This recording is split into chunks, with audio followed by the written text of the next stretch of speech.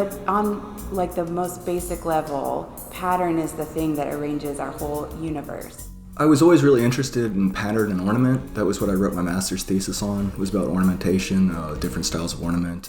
Plants, for instance, sort of have a structure that, in some sense, it depends on the environment it's in to create strategies for replicating itself. I mean, if you get down to the DNA level.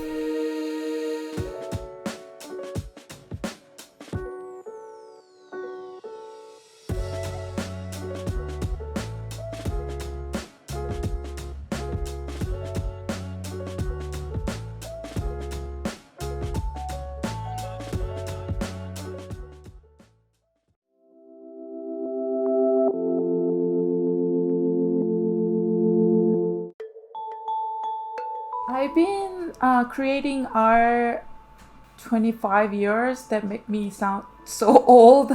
I actually went to university in Korea and I finished my MFA there. And then I came here when I was 26 and I pursued my second MFA in University of Iowa. I deal with a lot of different mediums. Let's say painting, drawing, printmaking, sometimes fabrics, ceramic, but also on the ceramic surfaces I paint and draw. If I have to learn other stuff in order to do my project, I'll probably do. In my heart, my favorite medium is painting and drawing. Patterns in my work are usually translated as, I guess, iconic images, and oftentimes I repeat that. And also throughout different medium, I use the same patterns or iconography, things that people recognize and communicate. So in that way, it's pattern. For me, that's very important and how I live my life here. And I'm originally come from South Korea, but I'm also transformative pattern woven into this American society, but doesn't mean that I'm not Korean, right? So for me, in that way, it's really important. Life is such a good example for art. So when I'm making art, I'm trying to look at my life and then that sort of influences each other. And I think that's why my art and my life is very kind of connected and I'm okay with it. As an example, I never thought that I was gonna have a kid because like being an artist is hard enough and you can have a kid and have a family. Why not? Let's try. I'm a woman. I'm designed to have a kid and I tried and there's a big struggle. My kid interrupted a big time. But at the same time, I'm so influenced I'm also very inspired by my family and my kid. And it turned out having a kid and being a parent make me a better artist. I believe so. So it's really, it's good for me. The yellow is kind of becoming a theme for me, the color yellow. For me, it's sort of like perfect transitional in-between color. People call Asian yellow here. But at the same time, we called blonde hair yellow hair. So for me, that's like a perfect ironical metaphor. So I started using this yellow brush stroke after I saw 60s pop artist Roy Lichtenstein. And in the beginning, I sort of copy his style. Here, I'm also thinking about this, the scale kind of pattern, right? Some people will think of like Asian traditional pattern, but like a dragon. Or some people simply think that it's like a little simple doodle. It is also symbolized like calligraphy. But because of the color here, we think about blonde hair as well. Also that reminds us of, Lichtenstein's beautiful Western, like blonde, blue-eyed beauty. But then when people see it's so much yellow, and they kind of like talks about the body of like a people, like Asian people, Asian community.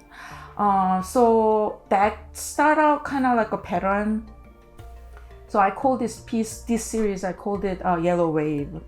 Usually it takes about 3 to 4 months. I'm also working on about 4 or 5 things at the same time. So in a way, I'm like avoiding every painting work on it, and then, oh, I get sick of it, I can't work anymore, and then move on to next one.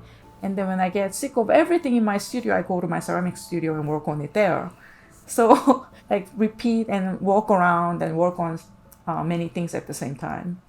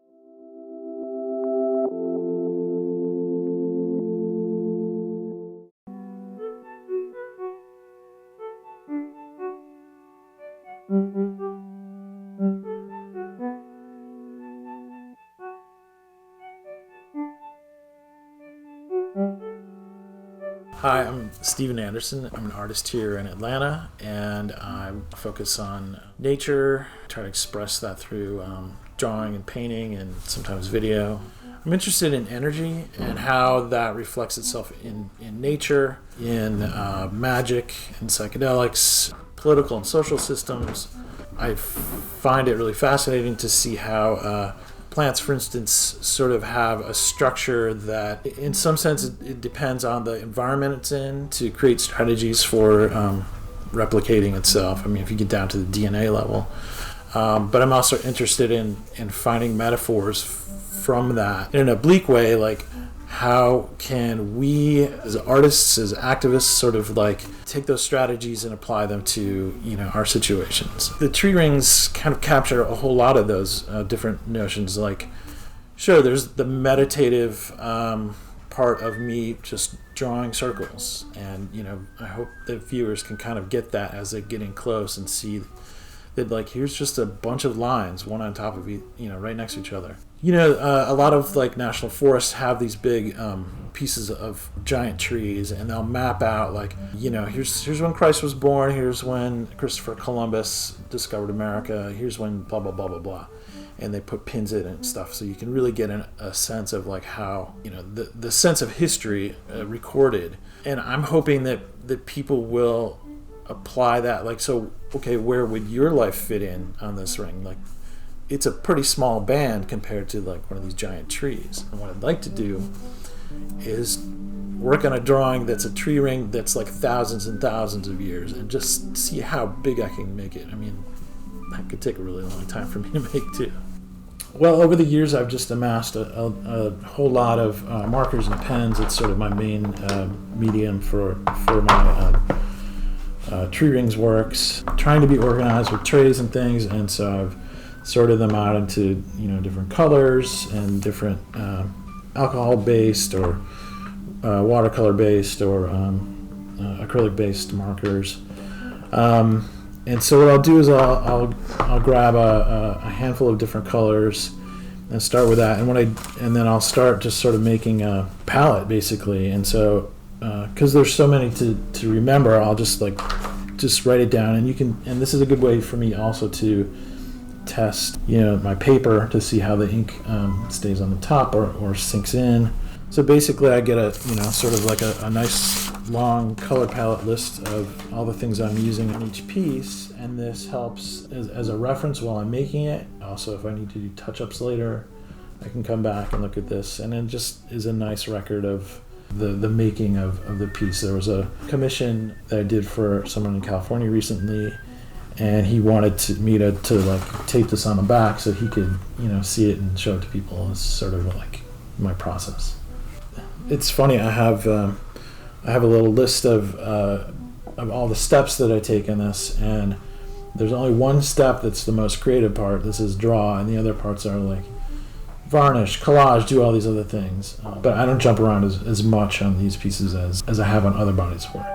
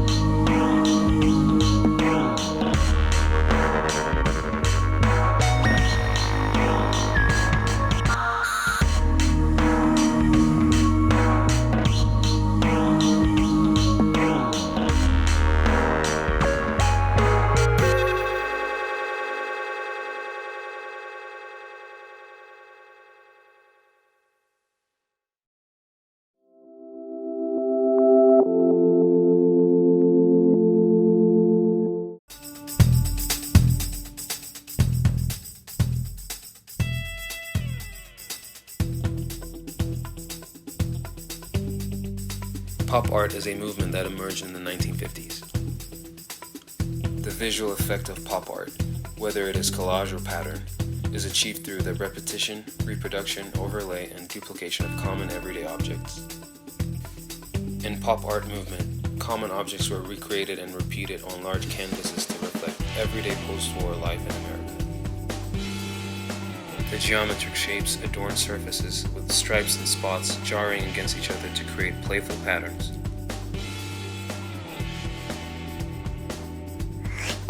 Pop artists like Jasper Johns, Klaus Oldenburg, Roy Lichtenstein, and Andy Warhol used bold colors, geometric shapes, and patterns to create brash pieces of artwork for attention.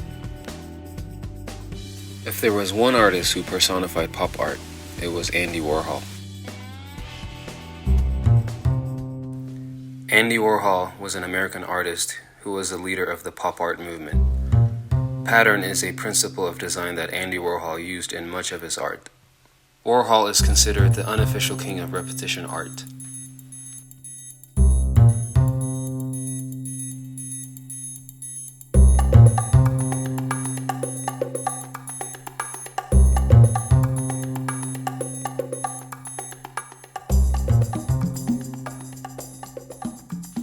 Andy Warhol used repetition in art as a commentary tool of consumerism and mass production. Andy would often insert identical pictures into one piece, assembling them with discipline and differencing them only with color.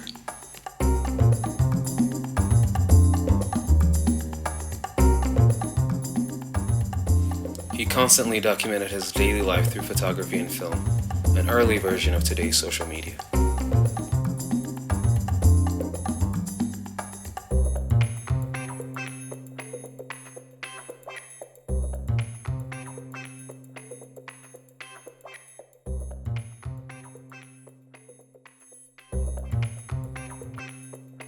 When asked why he chose to paint Campbell's soup cans, Warhol offered a deadpan reply. "I used to have the same lunch every day for 20 years. I guess the same thing over and over again."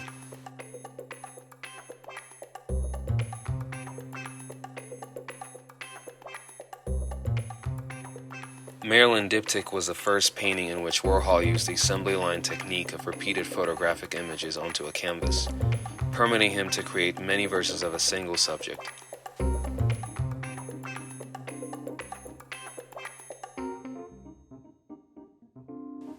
The series Vesuvius by Warhol consists of 18 paintings that portray the volcano in the catastrophic act of eruption, which is immortalized at different hours of the day, from dawn to sunset.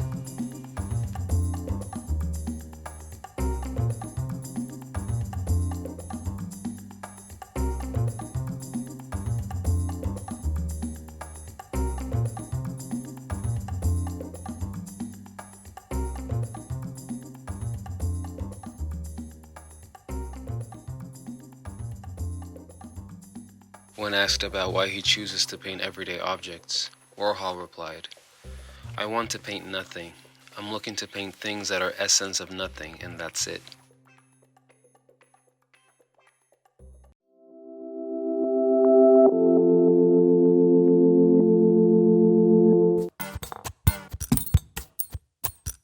I'm Andy Moon Wilson. I'm a textile designer, carpet designer, painter, musician, martial artist. I have an MFA in drawing and painting. I finished school in 2000 and have been working as a carpet designer ever since. I work for this company called Choriston. I worked for another company before, but I design Axminster carpet for hotels and casinos and big convention centers and airports and things like that. I was always really interested in pattern and ornament. That was what I wrote my master's thesis on, was about ornamentation, different styles of ornament. And so I had to learn how to do a little bit of everything when I was writing my thesis. And that sort of carried over. And as soon as I got out of school, I applied for this job, and it just was like a perfect fit for me, because that's what my drawing work has always been very pattern based. In the carpet design field, you could be one day and be working on something that's, really traditional Persian or really traditional French or something like that, and then move on to something else that's real cutting edge all the same day and back and forth all the time. So I had to be able to do sort of everything. A lot of the places where I have carpet, I've never actually been to the places where the carpet are. There's a lot of places in Atlanta, the Hyatt Regency, Omni, CNN Center, the West End. But I also have stuff. Most of the casinos, the large casinos in Las Vegas have my carpet. Bellagio, the MGM Grand, the Luxor, the Paris, Hard Rock, Wynn. I did the carpet in the tallest building in Kazakhstan, the JW Marriott in Kazakhstan, which is, I think it's like 14 stories. And a lot of times they'll find something that they want and they want it exactly, which of course you can't do because it's illegal, the copyright. So you have, a lot of times what it is you have to interpret things and get as close to something without violating copyright.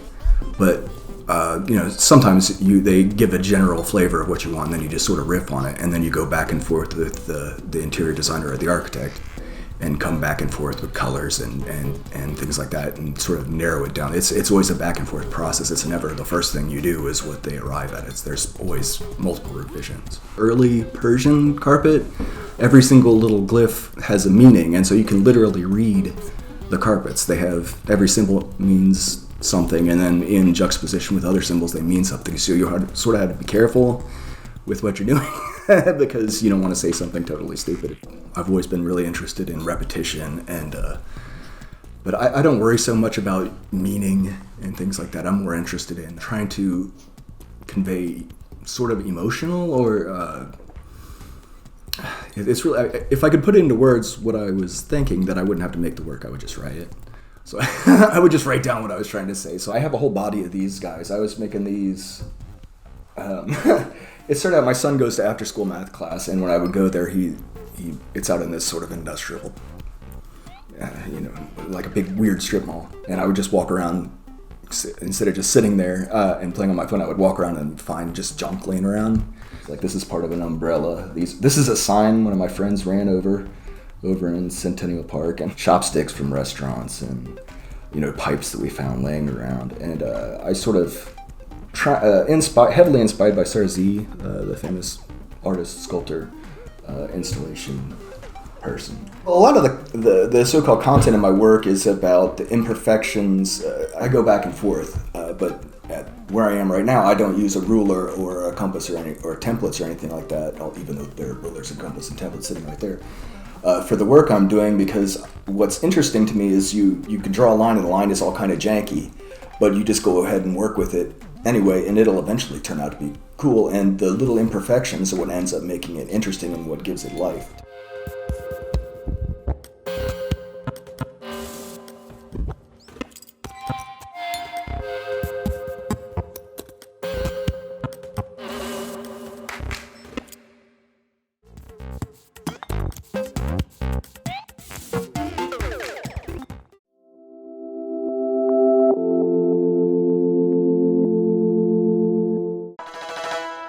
When you think about Islamic art, you're instantly reminded of words like geometric, decorative, and abstraction.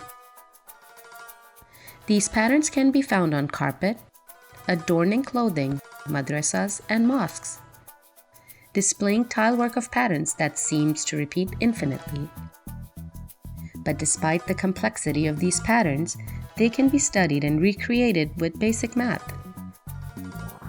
And it all started with a circle.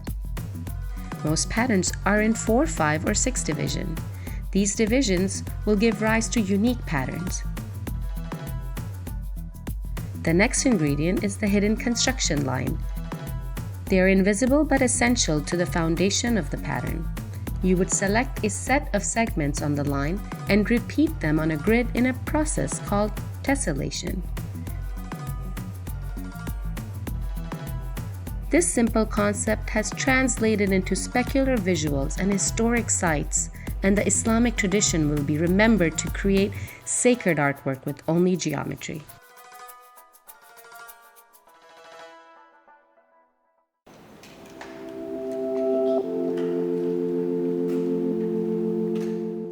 My name is Molly Rose Freeman. I am an artist and designer. I specialize in color and pattern. Those are kind of my main visual languages. And I paint murals, I do digital design, I make paintings and drawings, and I also just released my first collection of mobiles. I came to pattern through kind of a traditional art background. So I studied painting and drawing, and I was doing figure studies and kind of landscape paintings. And I had kind of a moment where I realized that I wasn't really interested in some of those like classical motifs. And I took a step back. I think I even turned it upside down to kind of get a new perspective, and I realized that everything in that painting was covered in pattern. So like the figure was like wearing a patterned garment on a patterned background on a patterned surface, and it was a little bit of a wake-up call, like, you are only interested in pattern, you are not interested in these things. So that was the beginning of my exploration of pattern as a subject matter, as opposed to pattern as like an ornament or a decoration for something else. I've been working in a large scale for so long that's where my mind goes. And so I got to mobiles through thinking about large scale installations. I wanted to start with large scale installations, but I realized that there was so much that I needed to learn that I could only really experiment with on a small scale. So the idea, I mean, probably in the next couple of years, hopefully, these mobiles will be able to translate into a much larger format. It began this whole journey of researching all of the places where pattern exists, like the way that seashells are formed, or the way that flowers grow, or the cycles of the sun and the moon. But on like the most basic level, pattern is the thing that arranges our whole universe. So I think that it will probably be a lifetime work, because there's never an end to the inspiration.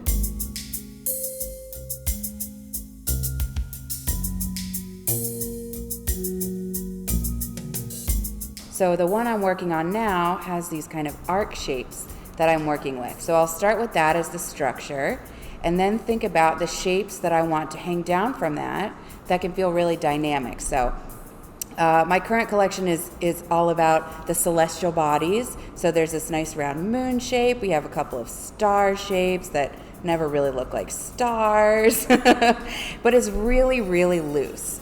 Then I'll go in and start thinking about the actual pattern. So let's take out one of these star shapes, and I'll make it a little bit more detailed. Let's say I want an 8-pointed star. So I'm going to start with these lines, and that will become the center point of my star. And as I talked about earlier, I love to be really kind of loose and organic. So no lines are parallel or perpendicular. Everything's a little bit crooked. Everything's a little bit wiggly. And I'll just start working my way out and just experimenting.